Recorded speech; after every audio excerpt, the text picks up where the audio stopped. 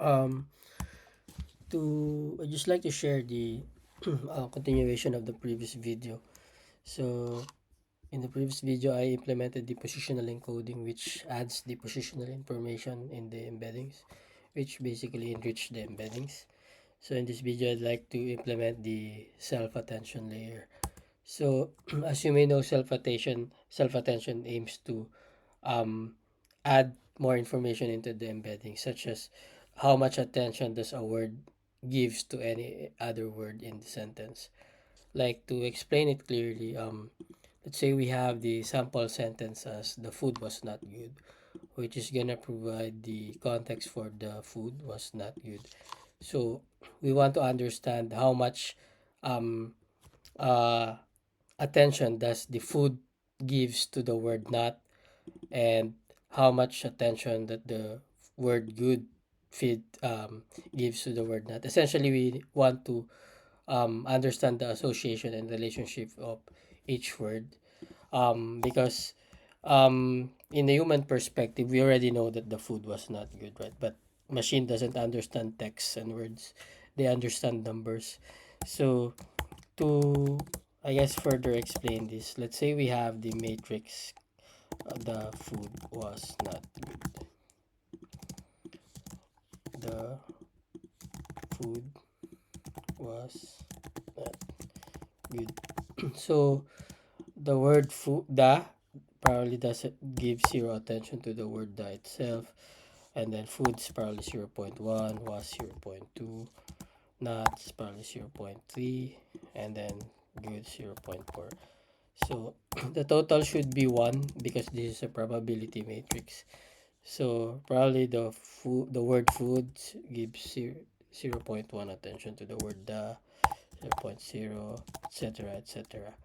But you get the idea. But in this context, um, since we already know the food was not good, so if you see the word the, it's probably has if you see the word not, probably has the highest attention in the word good, which means it's kind of negates it. And if you see the word not or good, probably also has a high probability in the word food. Let's say probably 0.5, and then this probably 0.4. Should be 0.05 or something like that. But the goal is to have a total of 1. So the if you see the word not, the probability that it associates with the word not is going to be high. Same goes for the word food. Probably if you see the word not, the probability that it is associated to the food is also gonna have a high probability. So essentially that's the goal of self-attention, to capture those details. So let's try to implement one.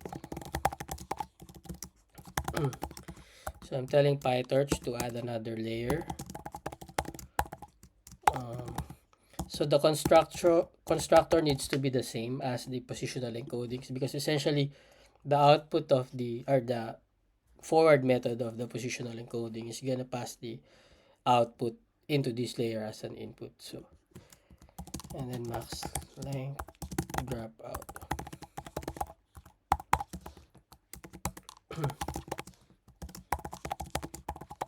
So self attention has this idea of query, key, and value. So each one of these are matrices.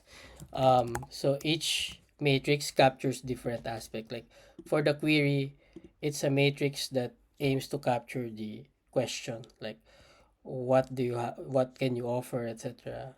And then the key is what you have in store, like what do you have in your vocabulary matrices, something. And then the value is the matrices that captures the, like the value itself, like how much you can add into the existing embeddings, etc. So let's try to implement the matrix for query key and then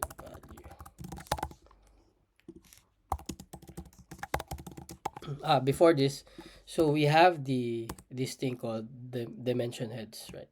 So I mentioned that I'll tackle the single self attention layer. So that means this is gonna have like dimension head equals to 1. But since we have the let's say we have the multiple dimension that um so let's say our input, right, has 6 dimensions, which means it's gonna have 6 vectors. Let's say random vectors here, total of 6. Same goes for the word food, 6 dimensions, 6 vectors. Same goes for every other word. And we have 6 dimensions. So if we have 2 dimension heads here, that means the dimension matrix is basically dimensions divided by this self-attention head. So um, if we have 2 attention heads, basically one head is aiming for to capture different nuances or different trying to specialize in a different dimension, and same goes for the other head. So both heads are going to capture different semantics in your words. So each head will have, in this case, 3, because 2 divided by 6 is 3. So basically, each head will play around with 3 dimensions. But in our case, since it's just a single head of attention, it's gonna play with the whole dimension, which is 6 basically. So yeah, that's the idea of it. So these matrices, dimension, and then self-dimension matrix, bias, false.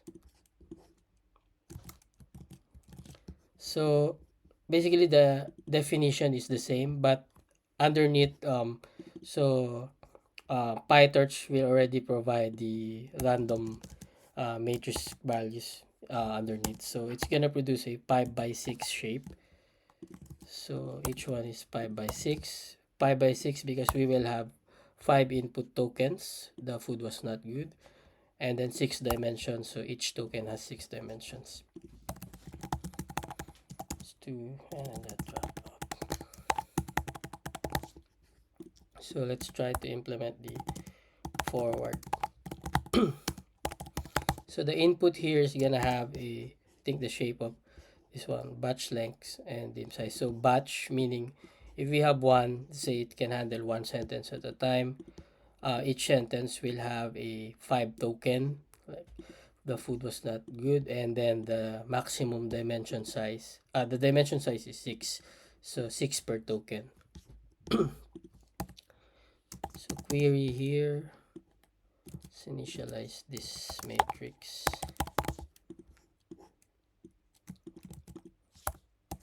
Key, and then value.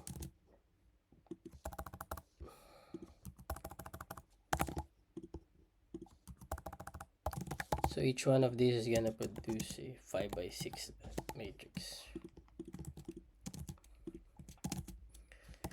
And then score. Let me type it first and then explain.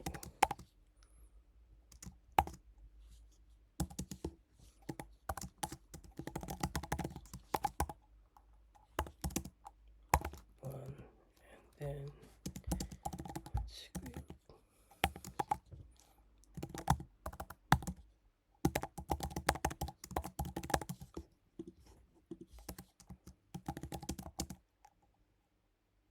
So let me explain it first. So so our query here is 5 by 6 matrix, right? And same goes for the key matrix. It's also 5 by 6. So if we try to get the matrix product or try to do the dot product of both matrices, it's not going to be possible because um, it's 5 by 6 by 5 by 6. It needs to be 5 by 5. So what's going to happen here is why we did the transpose is to swap the rows and columns. Like we need to make it 6 by 5 instead. So what's going to happen here is 5 by 6, that 6 by 5 when we do this transpose, which means it's gonna this both 6 will get cancelled out which is gonna produce 5 by 5. So our output is expecting 5 by 5 dimensions. So it's like, to visualize it, so we have the word the, right? This is, let's say, for example, in the query matrix, and then this is in the key matrix, we have the word the, and then we have this 6 dimension dim 0, dim 0, dim 1, dim 2, dim 3, dim 4, dim 5. And each of these dimension has the matrix, right, randomly produced by PyTorch.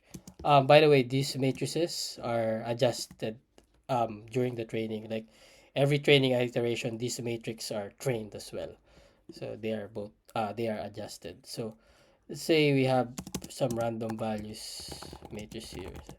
What's gonna happen here is, like, this is gonna be